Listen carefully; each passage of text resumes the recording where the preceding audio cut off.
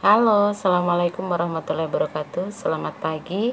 Semoga kita selalu dalam keadaan sehat walafiat, tidak kurang suatu apa.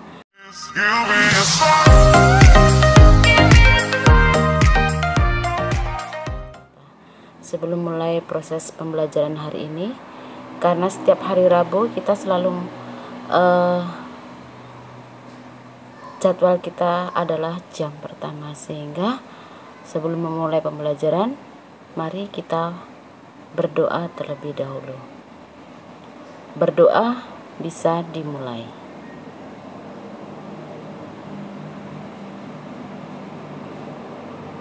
Berdoa bisa diakhiri. Oke, kemarin kita sudah membahas tentang teks laporan percobaan, baik struktur teks, kebahasaan, ataupun pengertian dari sebuah teks laporan percobaan. Maka untuk yang kali ini kita akan membahas bagaimana sih cara menyusun sebuah teks laporan percobaan yang baik. Karena bagaimanapun juga yang namanya percobaan, ya, laporan percobaan itu adalah sebuah kegiatan yang kita lakukan sebelumnya melalui kegiatan eksperimen atau melalui sebuah kegiatan pembuktian sesuatu yang akan kita sampaikan kepada khalayak atau yang kita sampaikan kepada orang yang memberikan tugas kepada kita. Cara penyampaiannya bisa secara tulis ataupun bisa secara lisan. Tapi kali ini yang kita pelajari adalah kita membuat sebuah teks laporan percobaan secara tertulis. Materi kali ini dipersembahkan oleh tim MGMPS SMP Negeri 1 Pace kelas 9. Ya. Oke, kita mulai dulu.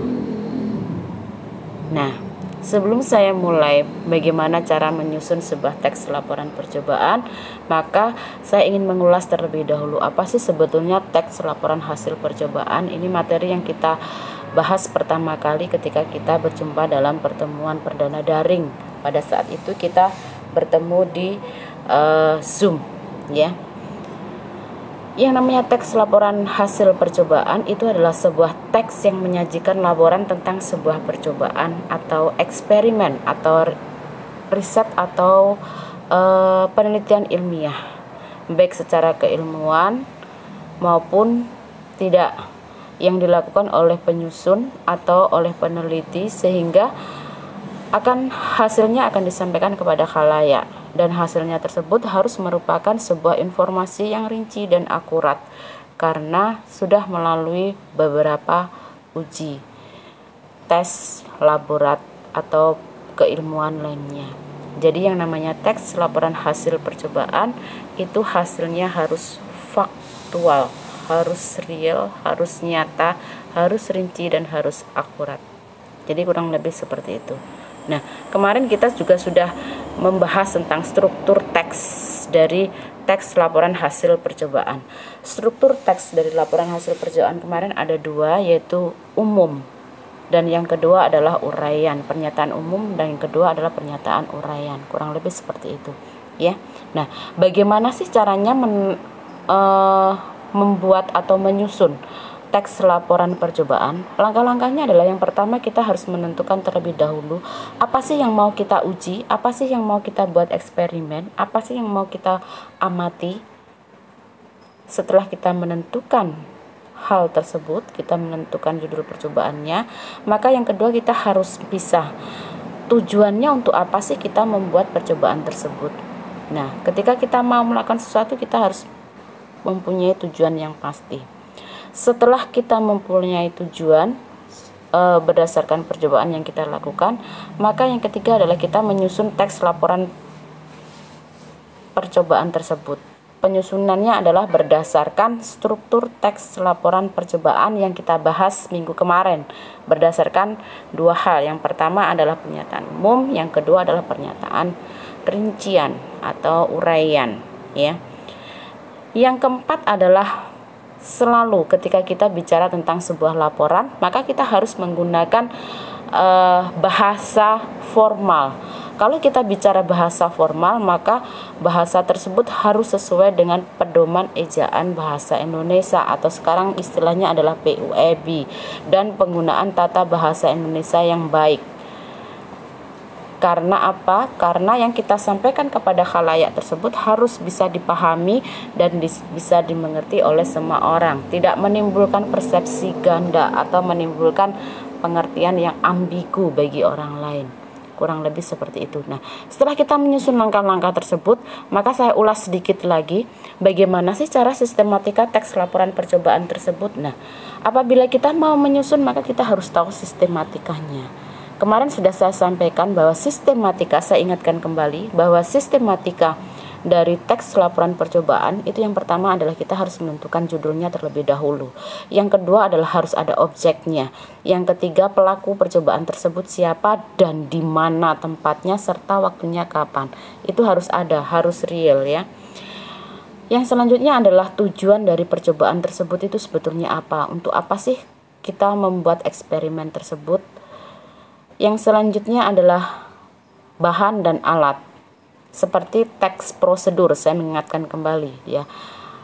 Langkah selanjutnya itu bahan dan alat seperti teks prosedur. Selanjutnya adalah langkah-langkah penelitian yang kita lakukan. Jadi langkah-langkahnya harus jelas, prosedurnya harus ada, harus urut, harus runtut, tidak boleh terbolak-balik. Kemudian yang selanjutnya adalah dari hasil langkah-langkah tersebut kita akan mendapatkan hasil dari sebuah percobaan. Hasil itulah yang kita laporkan. Biasanya hasil-hasil laporan percobaan itu berupa data, angka yang biasanya dibuat tabel. Kurang lebih seperti itu. Dari hasil percobaan itu maka kita bisa membuat sebuah simpulan. Simpulan yang baik harus merangkum dari keseluruhan isi. Ya. Yang terakhir adalah daftar pustaka. Nanti kalau ada waktu yang masih tersisa, maka saya ingin membahas tentang daftar pustaka. Karena penulisan daftar pustaka dalam sebuah laporan ilmiah, karya ilmiah itu sangat penting sekali digunakan. Jadi kalian harus benar menuliskan sebuah daftar pustaka. Kajian keilmuan apapun harus menggunakan sebuah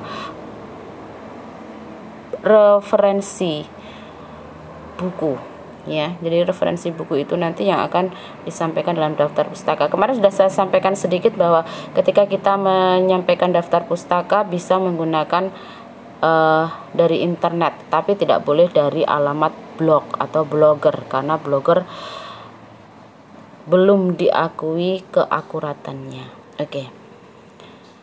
Kalau kita sudah membuat sebuah laporan percobaan, maka untuk meneliti, memeriksa lebih jauh kebenaran tentang cara penulisannya, maka kita harus melakukan menyunting teks laporan percobaan tersebut atau mengedit bahasa kalian ya, atau mengedit.